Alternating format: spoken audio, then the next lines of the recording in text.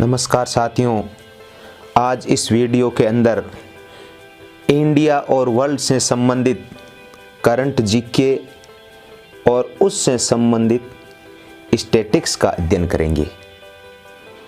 ये 1 से 5 दिसंबर 2021 तक के करंट अफेयर्स को कवर करता है और उससे संबंधित ये पार्ट 1 है।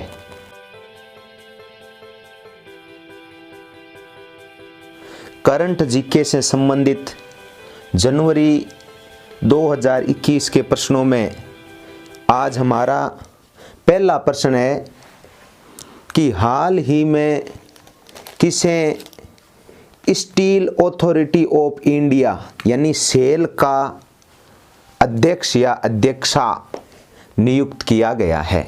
ये हमारा पहला प्रश्न है कि हाल ही में किसे स्टील अथॉरिटी ऑफ इंडिया की अध्यक्ष या अध्यक्षा नियुक्त किया है। तो आपके सामने 4 ऑप्शन है, डॉक्टर नलिन सिंघल, सोमा मंडल, शशि शंकर और गुरदीप सिंह। देखो, चारों जो ऑप्शन लिए हैं इन चारों का अपना कोई न कोई महत्व है। ये किसी न किसी जो कंपनी है, किसी न किसी जो संस्थान है, अथॉरिटी है, उसके प्रमुख हैं। तो हम इन चारों जो ऑप्शन है इनके बारे में पूरा विस्तार से पढ़ेंगे। यानी ये जो सेल है जैसे उसका अध्यक्ष बताना केवल हमारा उद्देश्य नहीं है, इसके साथ साथ हमें जो स्टैटिस्टिक्स जीके हमें उसे भी कवर करना है। तो इसका जो सही आंसर हो जाएगा वो होगा आपके सोमा मंडल। अब देखो, इसमें मैं आपको बता देता हूं, ये जो 3 ऑप्शन है, नलिन सिंघल जो है ये याद रखना भेल के एमडी और सीईओ है। भेल भारत हेवी इलेक्ट्रॉनिक्स लिमिटेड उसके एमडी और सीईओ है। शशि शंकर जो ओएनजीसी है, ONGC oil and natural gas corporation उसके एमडी एंड सीईओ है। और गुरदीप सिंह एनटीपीसी के एमडी और सीईओ है। तो हमने देखो केवल एक ऑप्शन नहीं, हमने चारों ऑप्शन के बारे में पढ़ लिया। और अब हम इसी प्रश्न के अंदर जो मुख्य पॉइंट है, जैसे मान लो सेल क्या है, और आपको पता है सेल क्या है, एक स्टील निर्माता कंपनी है। तो विश्व की दृष्टि से देखें तो स्टील उत्पादक देश कौन कौन से हैं, और आपको पता है सेल एक महारत्न कंपनी है। तो महारत्न कंपनियों की दृष्टि में या महारत्न कंपनियों में कौन कौन आते हैं, हम इन सब के बारे में अभी पढ़ेंगे।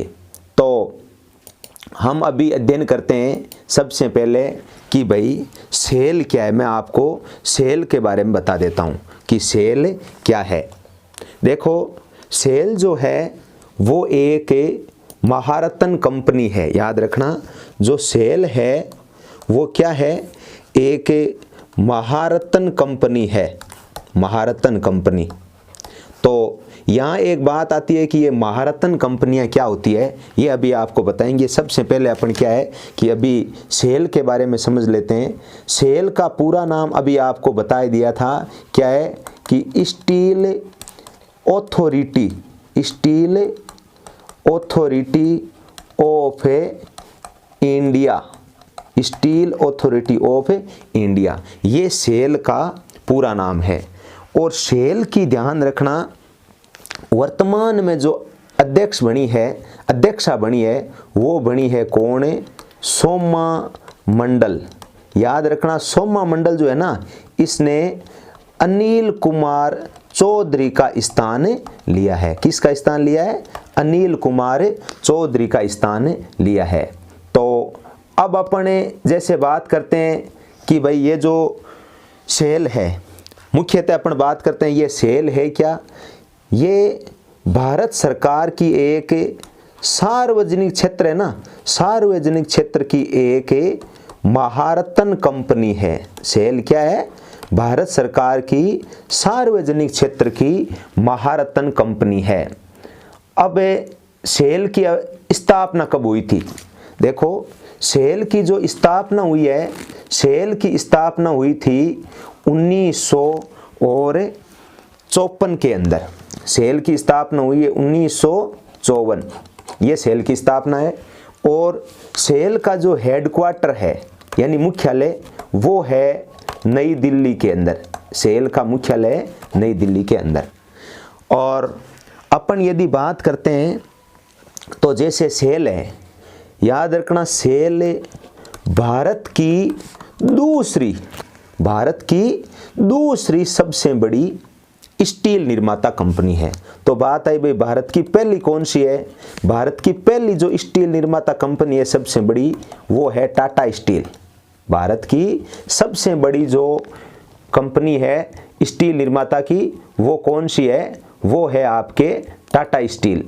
तो अब अपन चलो बात करते हैं कि जो ये सेल है, सेल के बारे में आपको बता रखा है। सेल एक महारत्न कंपनी है। ये सेल की देखो मुख्य बातें हो गई कि इसका पूरा नाम स्टील अथॉरिटी ऑफ इंडिया है। और इसके अलावा हम कह देंगे इसकी स्थापना 1954 के अंदर हुई थी। इसका हेडक्वार्टर नई दिल्ली के अंदर है। वर्तमान में इसकी अध्यक्ष किसको नियुक्त किया है? सोमा मंडल। ध्यान रखना है कौन किसको नियुक्त किया है? सोमा मंडल। सोमा मंडल को वर्तमान में इसका अध्यक्ष नियुक्त किया है। और किसके स्थान पर नियुक्त किया है? अनिल कुमार चौधरी के स्थान पर नियुक्त किया है। और सेल भारत की एक महारत्न कंपनी है। तो अपन ने देखो मुख्यतः 3 बातों के ऊपर बात करी थी। तो पहला हमने अध्ययन कर लिया है कि सेल क्या है। सेल के बारे में मैंने पूरी जानकारी आपको बता दी। अब मैं आपको आगे बताता हूं कि ये जो महारत्न कंपनियां होती है, ये महारत्न कंपनियां क्या होती है।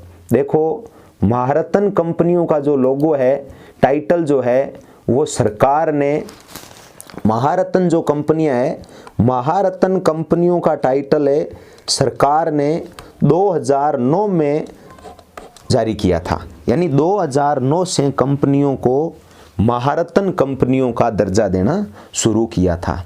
याद रखना वर्तमान में अपने देश में यानी भारत में कुल 10 महारत्न कंपनियां हैं। भारत में कुल 10 महारत्न कंपनियां हैं। तो अपन बात करते हैं कि भाई वो 10 महारत्न कंपनियां कौन कौन सी है। वर्तमान में भारत में 10 महारत्न कंपनियां हैं।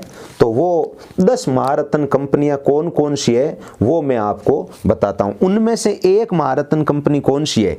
उनमें से एक है सेल। तो आप थोड़ा सा याद कर लो। देखो एक तो है SAIL steel authority of India, एक है GAIL gas authority of India limited, SAIL हो गया, गेल हो गया, और एक है भेल BHEL भेल भारत हेवी इलेक्ट्रॉनिक्स लिमिटेड, एक है IOC इंडियन ऑयल कॉरपोरेशन, और इसके अलावा एक है CIL कोल इंडिया लिमिटेड। तो ये कितनी हो गई? 5। इसके अलावा अपन यदि बात करते हैं तो एक है BPCL Bharat petroleum corporation limited, और इसके अलावा अपन बात करते हैं एक हो जाएगा NTPC, एक हो जाएगा ONGC, NTPC और ONGC। तो ये देख लो कितनी हो गई? सेल गेल 4 ये हो गई, और BPCL NTPC ONGC। अब यहाँ जो मैं महत्वपूर्ण आपको चीज बताना चाह रहा था वो ये है कि ये टोटल 8 कंपनी हो गई।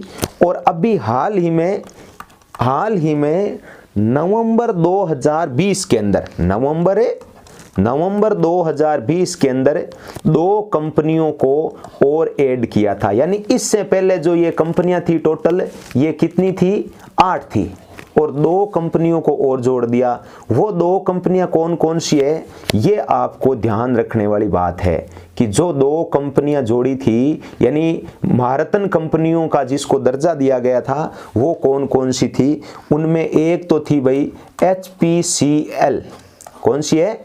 HPCL, और एक है PGCIL। HPCL का मतलब तो क्या हो जाएगा? हिंदुस्तान पेट्रोलियम कॉरपोरेशन लिमिटेड, और PGCIL का मतलब क्या हो जाएगा? Power grid corporation of India limited. तो ये महारत्न कंपनियां हैं।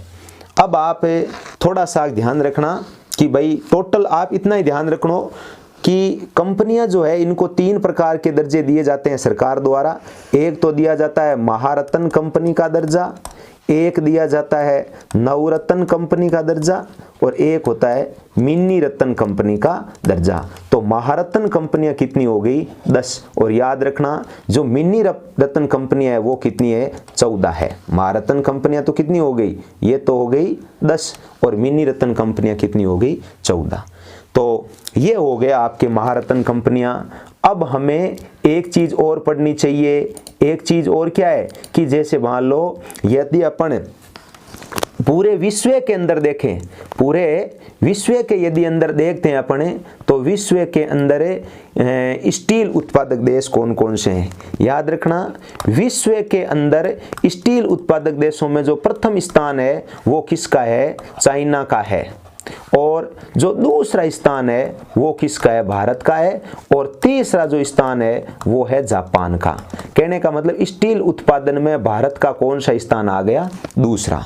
इसी प्रकार देखो मैं यहाँ बता देता हूँ आपको कि अपन जो यहाँ ये प्रश्न पढ़ रहे हैं कौन सा? शेल का। तो यहाँ जो शेल है ना, शेल का भी वर्तमान में भारत में दूसरा स्थान है। तो ये जो प्रश्न है इसमें देखो दोनों का ही दूसरा स्थान हो गया। शेल का भी दूसरा स्थान है और भारत में भारत का भी यदि विश्व की दृष्टि से देखा जाए तो कौन सा स्थान है? दूसरा स्थान है। तो ये आपका पहला क्वेश्चन हो गया। और पहले क्वेश्चन को देखो अपन करंट के साथ साथ में इससे संबंधित जो स्टैटिक्स जीके हैं इनको भी अपन ने पूरा पढ़ लिया है।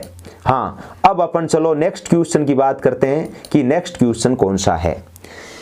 हाल ही में भारत को संयुक्त राष्ट्र सुरक्षा परिषद में 8वीं बार अस्थायी सदस्य नियुक्त किया है। इसे कितने वर्षों के लिए नियुक्त किया है? यानी यूएनएससी आप जानते हो क्या होता है? संयुक्त राष्ट्र संघ की एक एजेंसी है, एक भाग है, एक अंग है। तो इसका अस्थायी सदस्य नियुक्त किया है। इसे कितने वर्षों के लिए नियुक्त किया है? तो इसका सही आंसर है 2 वर्ष। यानी भारत को यूएनएससी में संयुक्त राष्ट्र सुरक्षा परिषद में 8वीं बार नियुक्त किया है। और कितने वर्षों के लिए नियुक्त किया है? 2 वर्षों के लिए नियुक्त किया है। तो ये तो हुआ देखो इस प्रश्न का आंसर। अब हमें देखो इसी प्रश्न के अंदर किस किस के बारे में पढ़ना चाहिए? इसी प्रश्न के अंदर हमें ये पढ़ना चाहिए कि भाई ये यूएनओ क्या होता है, यूएनएससी क्या होता है और महासभा क्या होती है। तो अपन इन तीनों के बारे में चर्चा करते हैं कि भाई सबसे पहले अपन बात करते हैं कि यूएनओ क्या है। देखो यूएनओ आपको पता है अंतर्राष्ट्रीय स्तर का सबसे बड़ा संगठन है। अपन बात करते हैं कि यूएनओ क्या है। यूएनओ जो है वो अंतर्राष्ट्रीय स्तर का विश्व का सबसे बड़ा संगठन है यूएनओ। और यूएनओ की स्थापना कब हुई थी? 24 अक्टूबर 1945 के अंदर यूएनओ की स्थापना हुई थी। और इसका हेडक्वार्टर कहाँ है? इसका हेडक्वार्टर है न्यूयॉर्क सिटी के अंदर। न्यूयॉर्क सिटी, न्यूयॉर्क सिटी आपको पता है कौन सी नदी के किनारे स्थित है? न्यूयॉर्क जो है ना वो हडसन नदी के किनारे स्थित। नदी कौन सी हो गई? हडसन नदी के किनारे स्थित है न्यूयॉर्क। और ये जो न्यूयॉर्क है वो याद रखना मैनहट्टन जो द्वीप है, मैनहट्टन द्वीप उस पर स्थित है। तो याद रखना यूएनओ के बारे में अपन ने पूरा पढ़ लिया है। और अभी देखो यूएनओ की मैं खास बात बता देता हूं। यूएनओ जो है ना, यूएनओ को अभी 2020 के अंदर यानी अक्टूबर 2020 में इसको 75 वर्ष पूरे हुए हैं। इसलिए ये प्रश्न भी महत्वपूर्ण है कि यूएनओ को 2020 के अंदर यानी 24 अक्टूबर 2020 को कितने वर्ष पूरे हुए हैं? तो ध्यान रखना यूएनओ को 75 वर्ष पूरे हुए हैं। अब अपन यूएनओ की यदि बात करते हैं, और यूएनओ जो है आपको पता है इस यूएनओ के 6 प्रमुख अंग है। यूएनओ के 6 प्रमुख अंग है। उन अंगों में से एक तो है यूएनएससी यानी संयुक्त राष्ट्र सुरक्षा परिषद, और एक है इनमें महासभा। तो यूएनओ का अपन ने पूरा पॉइंट पढ़ लिया है। और एक चीज याद रखना, ये मैं आपको एक महत्वपूर्ण प्रश्न बता रहा हूं कि वर्तमान के अंदर वर्तमान के अंदर जो यूएनओ है उसमें भारत का स्थायी प्रतिनिधि कौन सा है? भारत का यूएनओ के अंदर प्रतिनिधि कौन सा है? तो भारत का प्रतिनिधि है टीएस त्रिमूर्ति। ये बहुत बढ़िया प्रश्न है भाई, टीएस त्रिमूर्ति, बहुत अच्छा क्वेश्चन है कि वर्तमान में भारत का स्थायी प्रतिनिधि यूएनओ के अंदर कौन है? तो यूएनओ के अंदर स्थायी प्रतिनिधि कौन सा हो गया? टीएस त्रिमूर्ति। चलो ये तो हुआ यूएनओ के बारे में। अब मैं आपको थोड़ा सा आप संक्षिप्त के अंदर ये बता देता हूं कि यूएनएससी क्या होता है।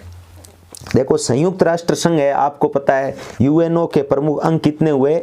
यूएनओ के 6 अंग है, और उन 6 अंगों में से जो 6 अंग है उन 6 अंगों में से एक अंग कौन सा है? यूएनएससी। यूएनएससी यानी संयुक्त राष्ट्र सुरक्षा परिषद। चलो अपन थोड़ा सा इसके बारे में पढ़ते हैं। देखो प्रश्न आ जाए यूएनएससी की स्थापना कब हुई? तो वही 24 अक्टूबर 1945 को स्थापना हुई थी। और इसका मुख्यालय भी कहाँ है? इसका मुख्यालय भी कहाँ है? न्यूयॉर्क के अंदर है।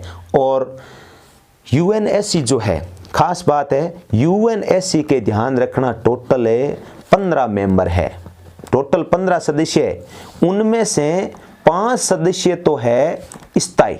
यूएनएससी के टोटल 15 मेंबर है, उनमें से 5 सदस्य तो है स्थायी, और जो 10 सदस्य होते हैं, 10 सदस्य होते हैं अस्थायी, यानी गैर स्थायी बोल दो चाहे। अब बात यह है कि जो ये अस्थायी सदस्य होते हैं ना, इन अस्थायी सदस्यों को 2 वर्षों के लिए क्या किया जाता है? नियुक्त किया जाता है। जो यूएनएससी है उसमें जो अस्थायी सदस्य होते हैं उनको 2 वर्षों के लिए नियुक्त किया जाता है। तो इन 2 वर्ष के लिए यानी 1 जनवरी 2021 से लगाकर 31 दिसंबर 2023 तक इसमें भारत को 2 वर्षों के लिए नियुक्त किया है। ये यूएनएससी की बात है कि टोटल मेंबर हो गए 15, और 15 में से 5 तो है स्थायी और 10 होते हैं अस्थायी। भारत अस्थायी सदस्य के लिए नियुक्त हुआ है। और अपन यहाँ बात करते हैं कि भाई यूएनएससी जो है, यूएनएससी के जो स्थायी मेंबर होते हैं वो स्थायी मेंबर कौन कौन से हैं? तो इसके लिए आप एक छोटा सा तरीका याद करना कि यूएनएससी का स्थायी मेंबर कौन कौन से हैं।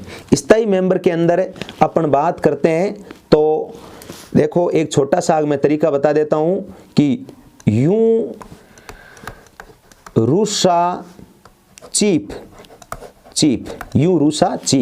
यानी चीफ का मतलब चीफ गेस्ट यानी मुख्य। तो यू का मतलब यहाँ है यूनाइटेड किंगडम, और रू का मतलब है रूस, शे का मतलब है संयुक्त राज्य अमेरिका, और ची का मतलब हो गया चीन, और फे का मतलब क्या हो गया?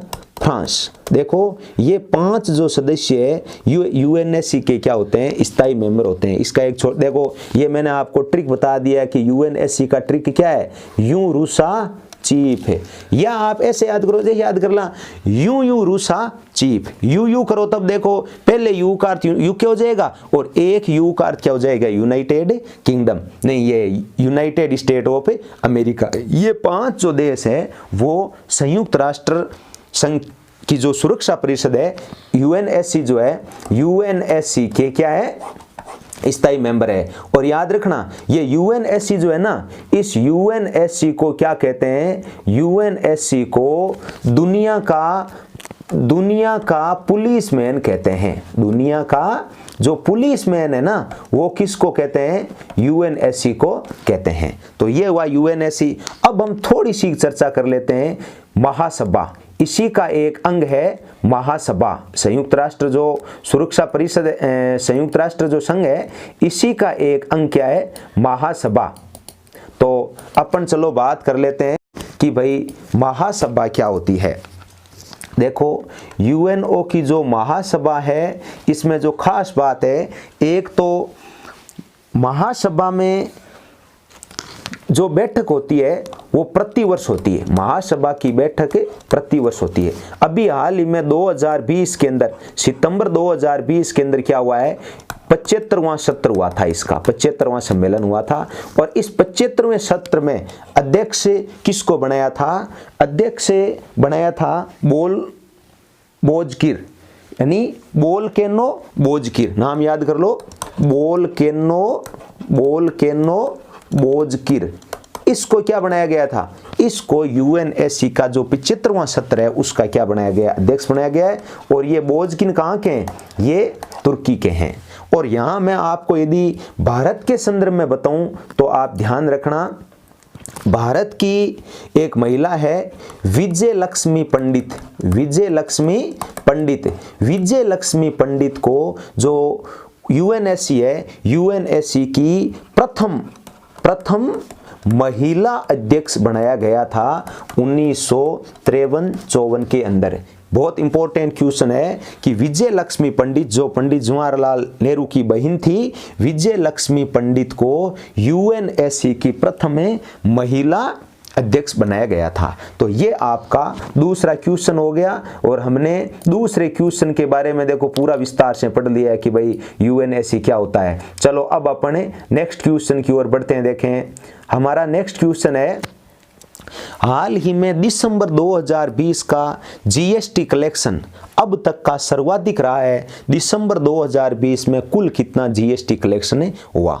तो देखो ये जो क्वेश्चन है ना, ये क्वेश्चन इस दृष्टि से महत्वपूर्ण नहीं है कि कितना कलेक्शन हुआ, इसमें आपको जीएसटी के बारे में पढ़ना चाहिए। और मैं एक महत्वपूर्ण चीज बता रहा हूं, अभी दिसंबर 2020 के अंदर जो जीएसटी का कलेक्शन हुआ था, जीएसटी लागू होने के बाद अब तक सर्वाधिक कलेक्शन था, इसलिए यह प्रश्न महत्वपूर्ण बन जाता है। तो दिसंबर 2020 में जीएसटी का कलेक्शन कितना हुआ था? 1.15 लाख करोड़ रुपए, यानी 1,15,117 करोड़ रुपए का जीएसटी का कलेक्शन हुआ था। तो ये आपका एक क्वेश्चन हो गया। ये इसलिए महत्वपूर्ण है क्योंकि जीएसटी जब लागू हुई थी ना, तो जीएसटी लागू होने के बाद में ये सर्वाधिक कलेक्शन था, इसलिए ये प्रश्न जो है वो बड़ा महत्वपूर्ण है। हाँ, अब देखो हमें केवल करंट के साथ साथ में आपको पता है हमें जो स्टैटिक्स जीके इनको भी पढ़ेंगे। तो हम बात करेंगे जीएसटी क्या होता है, जीएसटी को नियंत्रित करने वाली संस्था कौन सी होती है, तो इनके बारे में भी अपन अध्ययन करेंगे। चलो अब मैं आपको सबसे पहले बताता हूं कि ये जीएसटी क्या है। जो जीएसटी है वो क्या है, चलो अपन बात करते हैं जीएसटी के बारे में। देखो जीएसटी जो है वो एक प्रकार का टैक्स है। कौन सा टैक्स है जीएसटी? ये अप्रत्यक्ष कर है। देखो मैं आपको बताता हूं कि जीएसटी क्या है। जीएसटी के बारे में देख लो आप। जीएसटी का पूरा नाम आपको ध्यान है क्या है? गुड्स एंड सर्विस टैक्स, ये जीएसटी है। याद रखना जीएसटी एक प्रकार का अप्रत्यक्ष कर है। इसको आप अप्रत्यक्ष कर कह सकते हो, इसको आप ऐसे भी कह सकते हो उपभोक्ता कर। जीएसटी एक प्रकार का अप्रत्यक्ष कर है।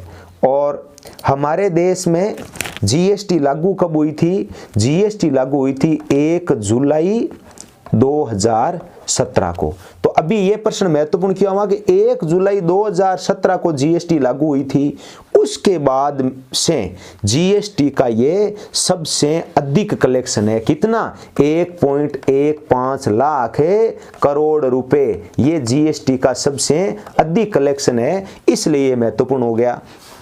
अब देखो अपन जीएसटी के बारे में थोड़ा सा और पढ़ लेते हैं कि जो ये जीएसटी है, जीएसटी याद रखना संविधान के अंदर संशोधन करके बनाया गया था। और इस हेतु संविधान के अंदर कौन सा संशोधन किया था? संविधान के अंदर याद रखना 101वां संशोधन किया था। बड़ा महत्वपूर्ण प्रश्न है। जीएसटी हेतु संविधान में कौन सा संशोधन किया गया? 101वां। और फिर अपन दूसरी बात यदि पढ़ते हैं कि जीएसटी के लिए हमारा जो संविधान है, संविधान के किस अनुच्छेद में किस अनुच्छेद में जीएसटी की परिभाषा है, तो वो अनुच्छेद है अनुच्छेद 366। अनुच्छेद 366 में ध्यान रखना जीएसटी की परिभाषा है, यानी अनुच्छेद 366 में यह है कि एल्कोहलिक पदार्थों को छोड़कर सरकार कर लगा सकती है, तो जीएसटी की परिभाषा भी उसी में है। तो देखो जीएसटी के बारे में मैंने बता दिया। जीएसटी क्या है? जीएसटी का पूरा नाम होता है गुड्स एंड सर्विस टैक्स। ये एक प्रकार का अप्रत्यक्ष कर है। और भारत में जीएसटी कब लागू हुई थी? भारत में जीएसटी लागू हुई थी 1 जुलाई 2017 को जीएसटी लागू हुई थी। और इसके लिए संशोधन कौन सा किया गया था? 101वां संशोधन किया गया था। और इससे संबंधित अनुच्छेद कौन सा है? 366वां अनुच्छेद है। अब मैं आपको थोड़ा सा और बता देता हूं। देखो ये जो जीएसटी है ना, जीएसटी को निर्धारित करने के लिए एक समिति बन रखी है, GSTC, goods and service tax council. एक परिषद बन रखी है, goods and service tax, C का मतलब है यहां पर काउंसिल, परिषद। इस परिषद की जो अध्यक्ष होता है वो कौन सा होता है? वो कौन होता है? भारत का जो वित्त मंत्री होता है, वो वित्त मंत्री इसका क्या होता है? अध्यक्ष होता है। और इसके अपन बात करते हैं कि भाई इसके सदस्य कौन कौन होते हैं, तो एक तो भारत का वित्त मंत्री तो हो ही गया, प्लस राज्यों के जो वित्त मंत्री है, राज्यों के जो वित्त मंत्री होते हैं वो भी इसके क्या होते हैं? मेंबर होते हैं। और ये जो जीएसटीसी है, इस जीएसटीसी का मुख्य काम क्या है? इसका मुख्य काम है जीएसटी से संबंधित जो नियम बनाने हैं, यानी जीएसटी से संबंधित कोई नियम बनाने हैं, या जीएसटी की क्या दर होगी, यानी उस दर का निर्धारण करने का काम किसका है? जीएसटीसी का होता है। तो ये आपका प्रश्न हो गया जीएसटी। अब अपन आगे चलो चर्चा करते हैं कि जीएसटी आपको पता है अप्रत्यक्ष कर है, तो इस अप्रत्यक्ष कर को निर्धारित करने वाली संस्था या इसको लेने वाली या इसकी नियामक संस्था कौन सी होती है? और याद रखना ये जो जीएसटी है ना, इस जीएसटी की जो नियामक संस्था है, नियामक संस्था, या अपन यूं कह सकते हैं इसकी जो नोडल एजेंसी है वो है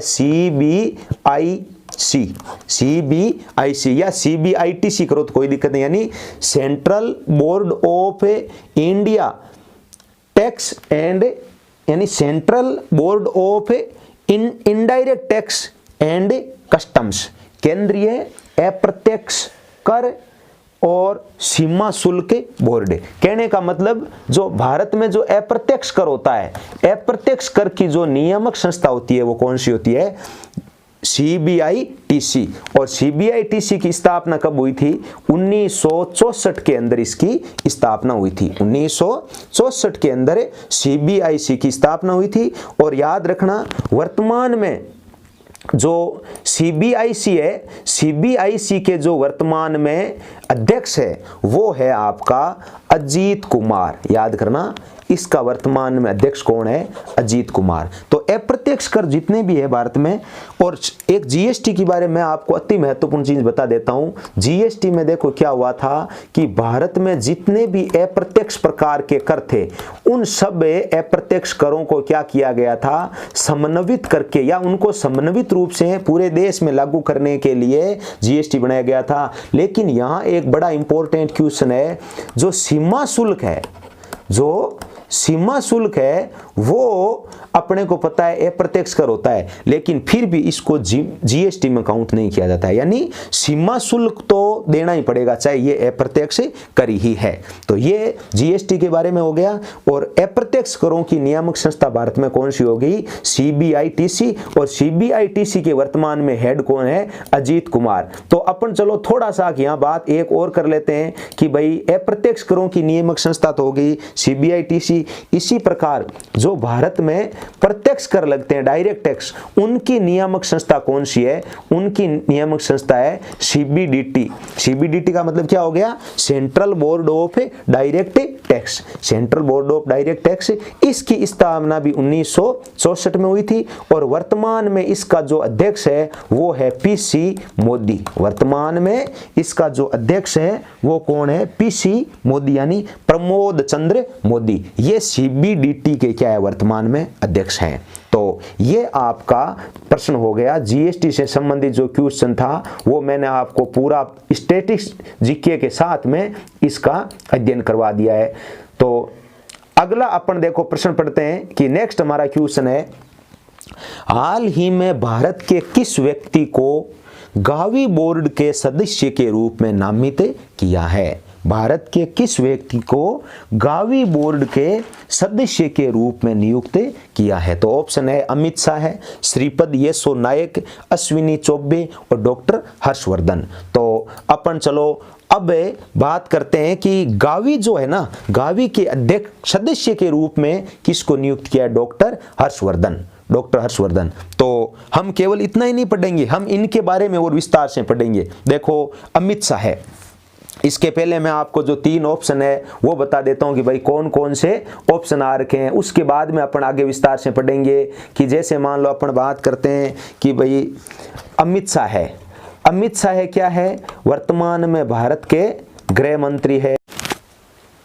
अमित शाह आपको पता है वर्तमान में भारत के क्या है? गृह मंत्री है। इसके अलावा आपका एक ऑप्शन आया था श्रीपद येसो नायक है। श्रीपद येसो नायक क्या है? भारत में वर्तमान के आयुष मंत्री है, आयुष मंत्री है। इसके अलावा आपके एक ऑप्शन आया था अश्विनी चौबे, अश्विनी चौबे। अश्विनी चौबे कौन है भाई? अश्विनी चौबे स्वास्थ्य और परिवार कल्याण मंत्री है, लेकिन वो क्या है? राज्य मंत्री है। राज्य मंत्री किसके हैं? स्वास्थ्य और परिवार कल्याण मंत्रालय, यानी हर्षवर्धन तो है कैबिनेट मंत्री और अश्विनी चौबे जी क्या है? ये स्वास्थ्य और परिवार कल्याण मंत्रालय के राज्य मंत्री है। चलो अब अपन बात करते हैं कि भाई ये गावी क्या है। अपन बात करते हैं कि गावी क्या है। देखो गावी जो है ना, बहुत बढ़िया प्रश्न है कि गावी क्या है। गावी का पूरा नाम क्या होता है? इसका पूरा नाम होता है global alliance for a vaccine and immunization, यानी global alliance for vaccine and immunization, ये इसका पूरा नाम है। और गावी एक संस्था है, यानी अपन देखें तो विश्व के अंदर टीकाकरण की दृष्टि से या टीका निर्माण करने की विश्व की सबसे बड़ी संस्था है, सबसे बड़ी संस्था है गावी।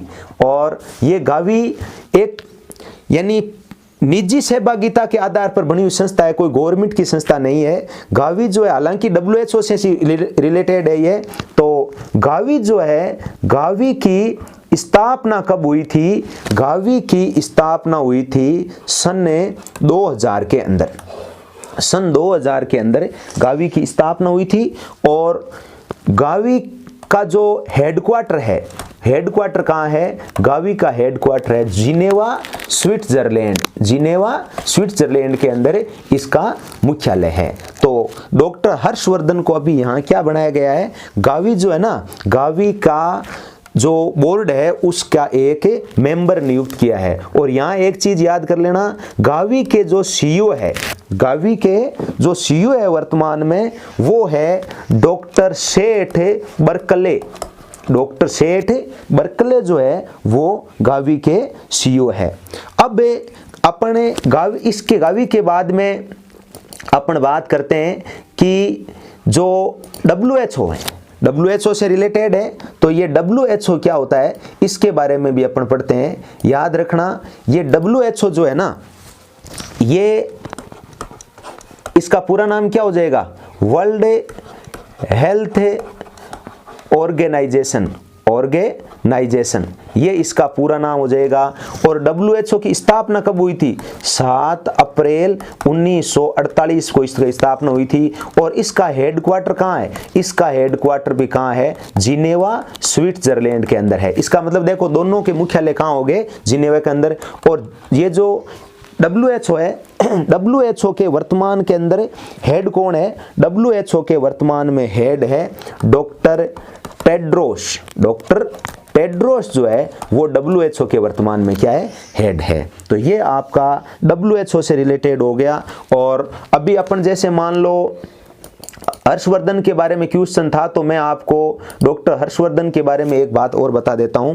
डॉक्टर हर्षवर्धन को अभी 2019 के अंदर WHO जो है WHO की नहीं सॉरी 2020 के अंदर यानी मई 2020 के अंदर WHO की जो कार्यकारी बॉडी होती है, कार्यकारी बॉडी का क्या बनाया गया है, अध्यक्ष बनाया गया है। बहुत बढ़िया प्रश्न है। इसकी जो एग्जीक्यूटिव बॉडी होती है, इस एग्जीक्यूटिव बॉडी के क्या बनाया गया है, अध्यक्ष। किसको बनाया गया है, डॉक्टर हर्षवर्धन को, डॉक्टर हर्षवर्धन को। तो देखो डॉक्टर हर्षवर्धन अंतरराष्ट्रीय जो संस्था है उनमें दो के एक का तो मेंबर बन गए और एक के क्या बन गए, एग्जीक्यूटिव बॉडी के क्या बन गए, अध्यक्ष बन गए। तो ये आपका क्वेश्चन हो गया कि भाई वर्तमान में गावी के अध्यक्ष किनको, गावी के सदस्य के रूप में किसको नियुक्त किया गया है। नेक्स्ट क्वेश्चन हमारा बहुत बढ़िया प्रश्न है।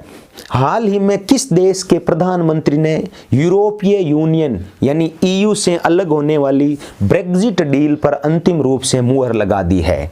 तो अपन देखो इसके अंदर यूरोपीय यूनियन में पढ़ेंगे, ब्रेक्जिट क्या होता है। तो कौन से देश ने यूए से अलग हो गया है भाई, EU से अलग हो गया है, वो है ब्रिटेन। तो अपन इसी प्रश्न के अंदर ये पढ़ते हैं यूरोपीय यूनियन क्या होता है, ब्रिटेन क्या है, या ब्रिटेन के बारे में, और इसके अलावा अपन ब्रेक्जिट के बारे में भी पूरा विस्तार से पढ़ेंगे। तो सबसे पहले मैं आपको बता देता हूं भाई EU यानी यूरोपीय यूनियन। देखो ये जो EU है ना, EU की दो जो महत्वपूर्ण संस्थाएं हैं या इसका जो प्रशासन है वो मुख्यतः एक तो है ICI, दूसरी भी है ICI। एक का नाम तो है यूरोपियन काउंसिल और एक का नाम है आपका यूरोपियन कमीशन। इनके हाथ में है, इसका जो पूरा प्रशासनिक काम है वो इसके हैं। तो अपन यहाँ बात करते हैं कि जो ये EU है, EU के वर्तमान में इसी जो है, इसी क्या है यहाँ पर है यूरोपियन काउंसिल के वर्तमान में जो CU है, वर्तमान में यूरोपीय काउंसिल जो है, यूरोपीय काउंसिल का जो अध्यक्ष है वो कौन है, और एक यूरोपीय कमीशन के कौन है। तो देखो यूरोपीय जो काउंसिल है, काउंसिल का तो कौन है, ये जैसे पहले यूरोपियन काउंसिल है, इसका तो हो गया चार्ल्स मिशेल कौन है, ये याद रखना, जो बेल्जियम है ना, बेल्जियम के प्रधानमंत्री है। इसके अलावा अपन बात करते हैं कि भाई जैसे मान लो यूरोपीय कमीशन है, यूरोपीय कमीशन के जो वर्तमान में अध्यक्ष है वो है आपके उर्सुला वोन कहाँ की है, ये जर्मनी की है, और पहले जर्मनी की ये रक्षा मंत्री थी। ये यूरोपीय कमीशन की अध्यक्ष है, और यूरोपीय काउंसिल के अध्यक्ष कौन है, चार्ल्स मिशेल, ये बेल्जियम के क्या है, प्रधानमंत्री है। तो देखो यूरोपियन यूनियन जो है ना, EU की याद रखना, EU की स्थापना हुई थी 1993 के अंदर। EU जो है ना, EU की स्थापना कब हुई है, इसकी स्थापना हुई है 1993 में। और EU का ध्यान रखना, हेडक्वार्टर कहाँ है, EU का हेडक्वार्टर वो है ब्रुसेल्स के अंदर। ब्रुसेल्स कहाँ है, बेल्जियम के अंदर। और अब आप थोड़ा सा EU के बारे में यदि अपन और पढ़ते हैं कि भाई EU क्या चीज़ है। अभी अपन ने EU की नॉर्मल जानकारी प्राप्त करी है, अब अपन आगे बात करते हैं कि ये जो EU है ना, EU जो है, इस EU में पहले 28 देश थे, लेकिन वर्तमान में क्या हुआ है, ब्रिटेन जो है, ब्रिटेन इससे क्या हो गया है, एग्जिट हो गया है, यानी इससे बाहर हो गया है। और ब्रिटेन का यूरोपीय यूनियन से अलग होने को क्या कहते हैं, ब्रेक्जिट यही नाम है, ब्रेक्जिट यानी ब्रिटेन प्लस एग्जिट, ब्रिटेन का यूरोपीय यूनियन से अलग होना। तो अब ध्यान रखना, वर्तमान में इसमें कितने देश बचे हैं, वर्तमान में इसके 27 देश है। ब्रिटेन इससे क्या हो गया है, अलग हो गया है। यानी देखो थोड़ा सा यहाँ बात अपन करते हैं कि ये अलग क्यों हुआ। यानी ये जो आपका यूरोपीय यूनियन है, यूरोप के जो देश है, यूरोप के देशों का सामाजिक दृष्टि से, राजनीतिक दृष्टि से, व्यापारिक दृष्टि से और आर्थिक दृष्टि से एक संगठन है। तो ब्रिटेन को ये लग रहा था कि भाई यदि हम इस यूरोपीय यूनियन में रहते हैं तो हमें आर्थिक दृष्टि से और व्यापारिक दृष्टि से क्या होता है, नुकसान होता है। इसलिए ब्रिटेन की जो जनता है, ब्रिटेन की जनता ने इसका विरोध किया और विरोध करने के बाद में देखो इस प्रश्न में आप ध्यान रखना, ईयू से अलग होने के लिए यानी ब्रेग्जिट करने के लिए ब्रिटेन में याद रखना जनमत संग्रह भी हुआ था 2 बार। और इसी जनमत संग्रह के कारण देखो पहले जो जनमत संग्रह हुआ था ना, एक बार जो जनमत संग्रह हुआ पहले, उस जनमत संग्रह के समय ब्रिटेन की प्रधानमंत्री थी थेरेसा मे, लेकिन उस जनमत संग्रह का जो प्रस्ताव था, उस प्रस्ताव को ब्रिटेन की जो संसद है उस संसद में वो पास नहीं करा पाई। इसलिए थेरेसा मे ने याद रखना जुलाई 2019 के अंदर क्या किया था, उसने इस्तीफा भी दे दिया था। जुलाई 2019 के अंदर उसने थेरेसा मे ने इस्तीफा दे दिया था। उसके बाद में ब्रिटेन के प्रधानमंत्री कौन बने थे,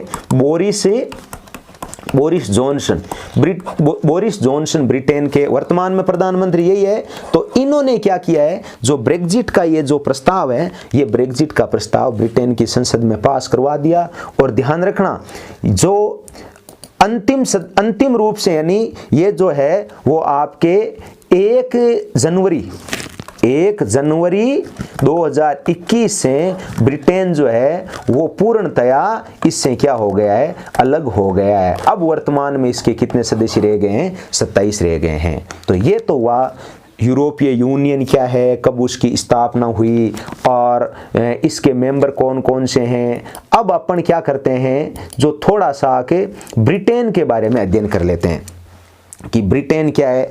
आपको पता है जो ब्रिटेन है इसके ब्रिटेन की राजधानी क्या हुई, लंदन हो गई। इसकी मुद्रा कौन सी हुई, पाउंड स्टर्लिंग इसकी मुद्रा है, पाउंड स्टर्लिंग। और ब्रिटेन में वर्तमान में ब्रिटेन के पीएम कौन है, प्रधानमंत्री कौन है, ये है बोरिस जॉनसन। आप ध्यान रखना बोरिस जॉनसन अभी 26 जनवरी 2021 को भारत में गणतंत्र दिवस का जो प्रोग्राम था उसमें आने वाले थे, लेकिन वहां आपको पता है कोरोना का एक नया स्टर्न आ गया है। तो इस कारण उन्होंने और वहाँ वापिस से पूर्णतया लॉकडाउन लगा दिया गया है ब्रिटेन के अंदर। इसलिए ये बोरिस जॉनसन, अब ये ध्यान रखना 2021 में अपने जनवरी का जो प्रोग्राम होगा, गणतंत्र दिवस का जो कार्यक्रम होगा, उस कार्यक्रम में हिस्सा नहीं लेंगे। और इनसे पहले वहाँ पर प्रधानमंत्री कौन थे, वहाँ थी थेरेसा मे, जो इस ब्रेग्जिट के लिए या यूरोपीय यूनियन से अलग होने का जो प्रस्ताव था उसके कारण थे, उसने क्या दे दिया था, इस्तीफा। यहाँ ब्रिटेन की बात करते हैं तो मैं थोड़ी सी एक चीज और बताता हूँ। ब्रिटेन अपन कई बार नाम बोलते हैं ग्रेट ब्रिटेन क्या है, देखो ग्रेट ब्रिटेन वास्तव में ब्रिटेन नहीं है, ये ग्रेट ब्रिटेन 4 देशों का एक समूह है। इस ग्रेट ब्रिटेन में 4 देश आ जाते हैं। कौन कौन से आते हैं, एक तो आता है जैसे इंग्लैंड, एक आता है उत्तरी आयरलैंड नहीं भाई, उत्तरी आयरलैंड अलग चीज है। आयरलैंड की जो राजधानी है वो तो है डबलिन और उत्तरी आयरलैंड की है बेलफास्ट। इसके अलावा इसमें एक आता है स्कॉटलैंड और एक आता है वेल्स। ये जो 4 देश है, ये 4 देश मिलकर क्या बनाते हैं, यूनाइटेड किंगडम यानी ग्रेट ब्रिटेन बनाते हैं। ब्रिटेन में और ग्रेट ब्रिटेन में अंतर है। तो साथियों आज अपन इस वीडियो के अंदर इतने ही पढ़ेंगे। अपन ने 5 प्रश्न पढ़ लिए, बड़े महत्वपूर्ण प्रश्न पढ़े हैं। तो अपन अब जो है आगे जो वीडियो आएगा इसमें 1 से 5 दिसंबर का एक पार्ट और जारी होगा। उस पार्ट के अंदर क्या होगा कि इससे के अंदर जो इस 5 दिनों के अंदर जो शेष बचे हुए करंट के राष्ट्रीय और अंतर्राष्ट्रीय लेवल के क्वेश्चन है वो आपको बता दिए जाएंगे। धन्यवाद।